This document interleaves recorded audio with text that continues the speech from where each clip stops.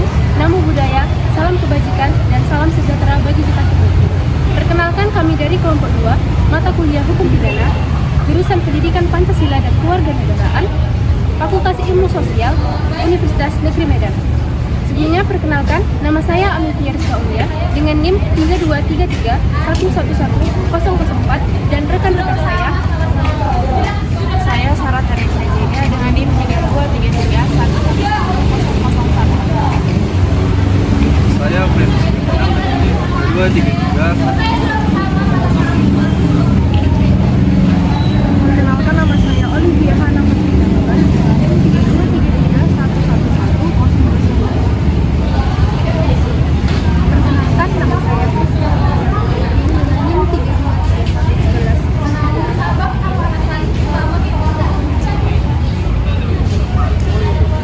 Baik, di video ini kami akan mewawancarai beberapa mahasiswa-mahasiswi dari tiap-tiap fakultas di Universitas Negeri Medan mengenai tindak pidana korupsi. Selamat menyaksikan. Selamat datang ini bersama dengan saya William Rizky Pada yang akan menemani beberapa menit ke depan yang akan membahas isu-isu terkini dan relevan. Hari ini kita akan menggali dengan tema yang sangat serius dan meresahkan, yaitu korupsi yang semakin merajalela. Korupsi merupakan tindakan penyalahgunaan kekuasaan untuk kepentingan pribadi yang seringkali berdampak negatif pada masyarakat dan perekonomian suatu negara. Praktik ini berupa suap, penggelapan, penyalahgunaan wewenang, dan dapat terjadi di berbagai tingkat pemerintah maupun sektor swasta. Korupsi juga bukan hanya merusak integritas individu, tetapi juga melemahkan institusi, menghambat pembangunan, dan memperburuk ketidakadilan sosial. Salah satu contoh korupsi yang cukup terkenal di Indonesia yaitu kasus korupsi EKTP. Kasus ini berawal dari proyek pengadaan ratusan elektronik yang dimulai pada tahun 2011. Pada proyek ini seharusnya menjadi langkah maju dalam modernisasi administrasi kependudukan di Indonesia. Namun, alih-alih memberikan manfaat, proyek ini terjerumus dalam skandal besar yang melibatkan sejumlah pejabat pemerintah, politisi, dan pengusaha. Dampak dari kasus ini sangat luas. Selain kerugian finansial yang besar bagi negara, kasus ini juga merusak kepercayaan publik terhadap lembaga pemerintahan. Banyak masyarakat yang merasa kecewa dan skeptis terhadap upaya pemberantasan korupsi ketika melihat kasus ini.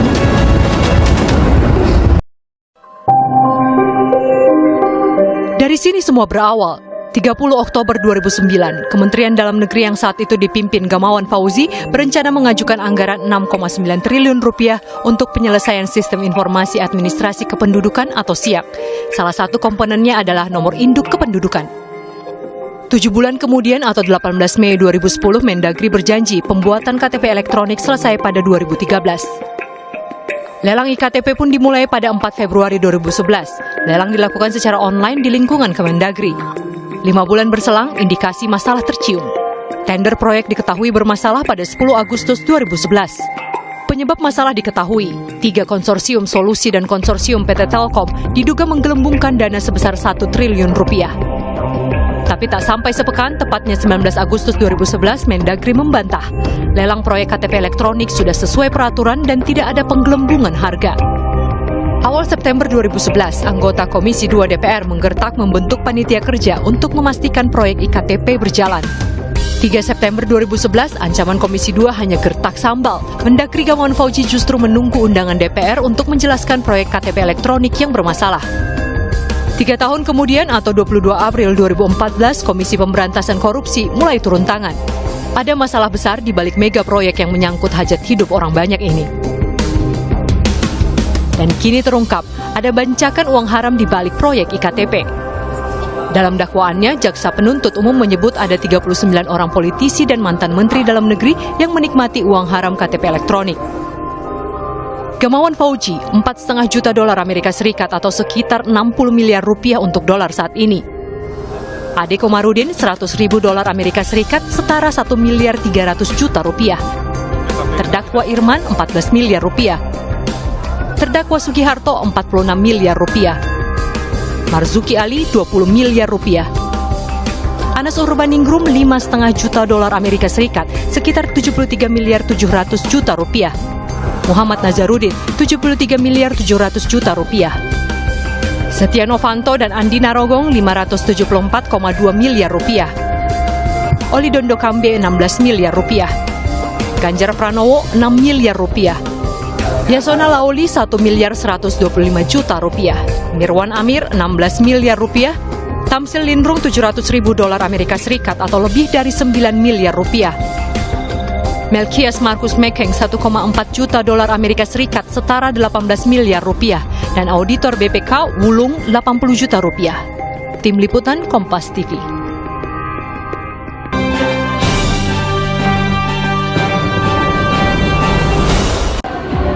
Untuk itu, kita akan meminta tanggapan beberapa siswa terkait tindak pidana korupsi. Di sini saya telah terhubung dengan beberapa rekan saya yang telah berada di setiap fakultas di Universitas Negeri Medan. Pemirsa, kali ini kita telah terhubung dengan reporter Ametia Rizka Aulia yang melaporkan langsung dari Fakultas Bahasa dan Seni. Baik, kepada rekan saya Ametia Rizka.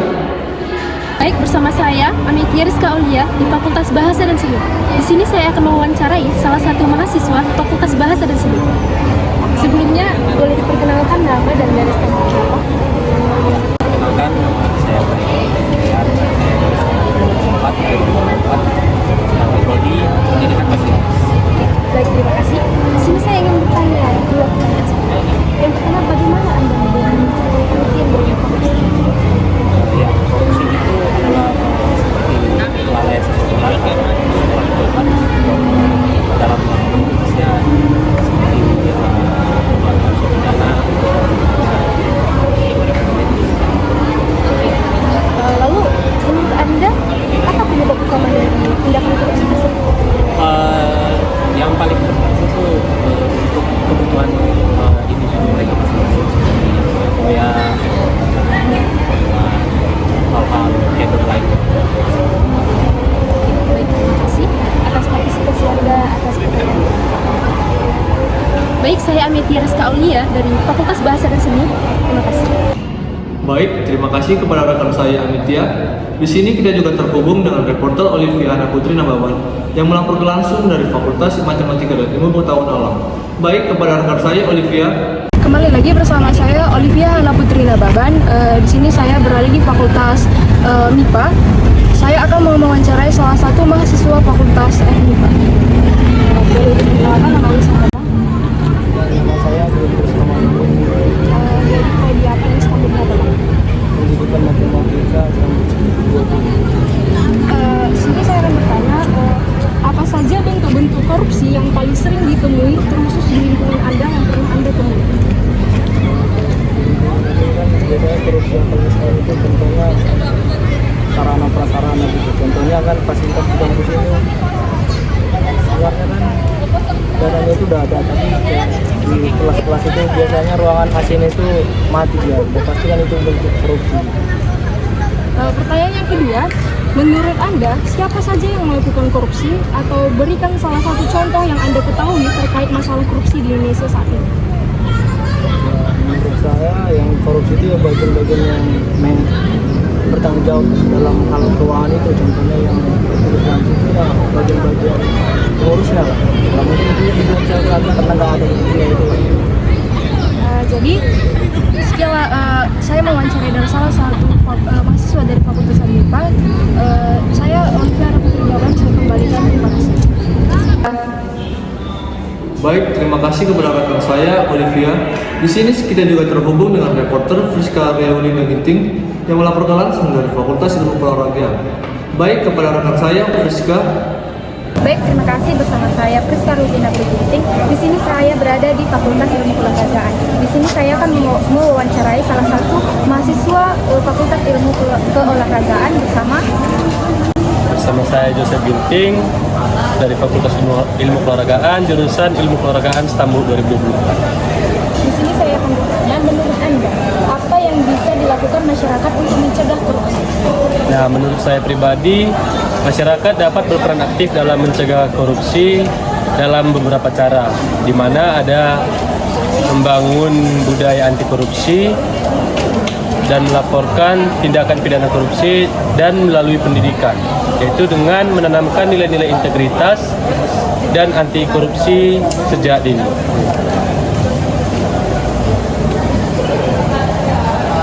Baik, terima kasih. Sekian yang dapat saya sampaikan.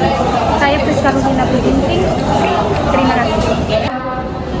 Baik, terima kasih kepada rekan saya Priska. Di sini kita juga terhubung dengan reporter Sarah Tarisya Jegat yang melaporkan langsung dari Fakultas Ekonomi. Baik, kepada rekan saya Sarah. Baik, bersama saya Sarah Teresia Jega. Saya berada di Fakultas Ekonomi dan saya akan mewawancarai mahasiswa dari Fakultas Ekonomi bersama saya dan juga narasumber. Saya perkenalkan diri. Sandra Sebastian dari Prodi Manajemen tahun 2023. Perkenalkan, nama saya Cipta Kurnia dari Prodi Baik, saya akan bertanya kepada kalian. Menurut kalian, seberapa efektif upaya pemerintah dalam memberantas Kalau menurut saya itu kurang efektif pemberantasan korupsi di Indonesia ini, karena walaupun di Indonesia ini sudah ada KPK itu, Komisi Pemberantasan Korupsi, tapi masih ada korupsi yang tidak diberantas oleh pemerintah Indonesia. Contohnya aja seperti yang kemarin itu kasus 271 triliun itu kan sangat merugikan rakyat Indonesia. Nah, itu kan tidak bisa diberantas oleh pemerintah Indonesia. Walaupun sudah ada yang ditangkap, cuman kan itu belum keseluruhannya, belum dari akar-akarnya itu belum semuanya di atas. Saya mendukung penuh jawaban dari teman saya. Saya menambahkan kalau dari pemerintah sendiri itu dari KPK itu perlu PR untuk mendukung memberantas korupsi. Itu yang pertama, dari pemerintah bisa melakukan upaya sosialisasi kepada masyarakat terhadap pentingnya pemberantasan korupsi kepada masyarakat. Baik, di sini saya Sarah Teresia juga mengucapkan terima kasih atas partisipasinya. Saya dari Fakultas Ilmu Sosial mengucapkan terima kasih. Baik, terima kasih kepada rekan saya Sarah. Di sini kita juga terhubung kembali dengan reporter Oliviana Putrina Baban yang melaporkan langsung dari Fakultas Ilmu Pendidikan. Baik, kepada rekan saya Olivia. Baik, kembali lagi bersama saya Olivia Hana Putrina Baban. Di sini saya berada di Fakultas Ilmu Pendidikan. Di sini saya akan mewawancarai salah satu mahasiswa dari Fakultas Ilmu Pendidikan. Boleh di nama dan prodinya dan stambuk berapa? Perkenalkan, nama saya Indri Marangka Putom dari SD Standar 2. Sama juga Kak, nama saya Ernestin Tamusaribu dari PGSDE tahun 2020. Baik, di sini saya akan bertanya. Yang pertama itu, apa yang bisa dilakukan oleh generasi muda untuk melawan korupsi? Ya, kalau untuk menurut saya gitu, itu ada 3 poin penting. Yang pertama itu berkuat iman gitu. Kenapa? Karena iman itu adalah mungkin seperti kita tahu dasar dari segala sesuatu. Kalau kita ada cinta Tuhan, pasti yang kita cinta itu adalah hal-hal yang positif. Jadi kita tahu nih mana yang baik, mana yang jahat. Jadi dari situ penerapannya dalam kehidupan sehari-hari, kalau korupsi itu bukan contoh yang baik gitu. Apalagi sebagai generasi muda, harapan bangsa gitu di masa depan. Ya boleh jangan lagi adanya korupsi, apalagi sebagai generasi muda gitu. Kita juga pencetak pendidikan gitu kan. Dalam hal pendidikan juga kalau boleh kita beri, pokoknya jangan melakukan itu gitu. Pertanyaan kedua, apa harapan Anda untuk masa depan Indonesia dalam hal pemberantasan korupsi? Kalau ditanya harapan untuk Indonesia sudah pasti ya anti korupsi. Ada kasus tentang korupsi yang istilahnya merugikan masyarakat. Terus sebagai masyarakat awam itu saya merasa ya, menurut pribadi saya itu kayak itu transparan gitu. Sebaiknya harus transparan gitu.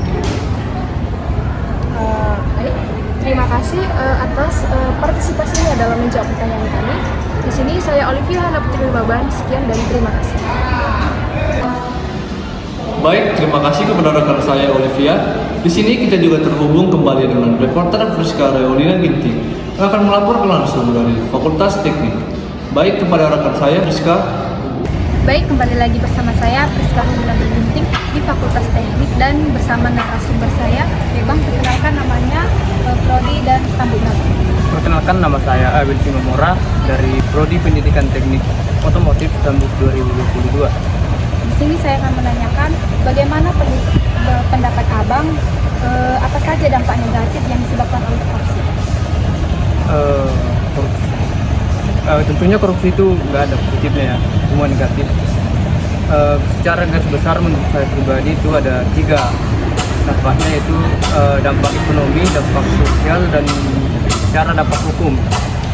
Yang pertama itu dampak ekonomi, itu dapat mempengaruhi dari pertumbuhan ekonomi sendiri, di mana salah satu aspek pendukung yang mempercepat pertumbuhan ekonomi itu adalah adanya investor gitu kan.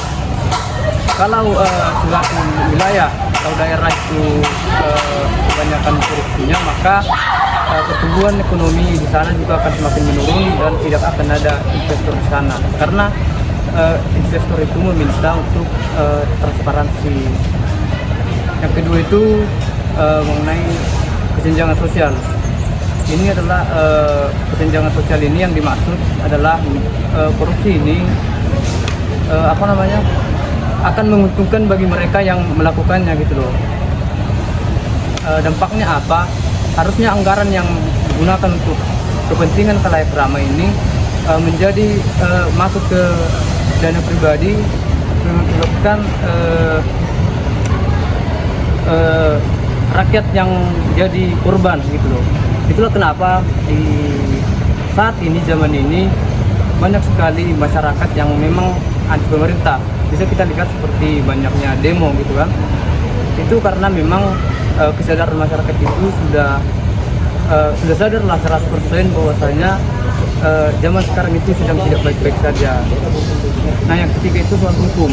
Tentunya kalau ada korupsi itu hukumnya sudah melemah di wilayah tersebut, wilayah yang bersangkutan. Nah,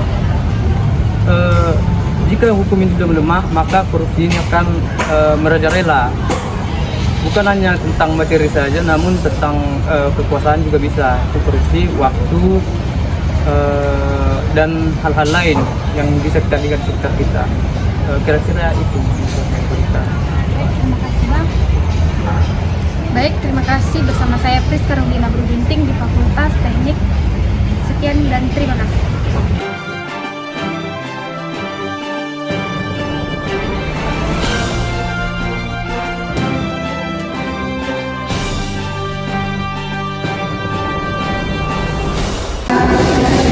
Baik, terima kasih kepada rekan-rekan saya yang telah mewawancarai mahasiswa dari setiap fakultas. Pemirsa, demikianlah berita terkini hari ini. Saya Brand Setia Padang, pamit undur diri. Terima kasih. Sekian video dari hasil wawancara tadi.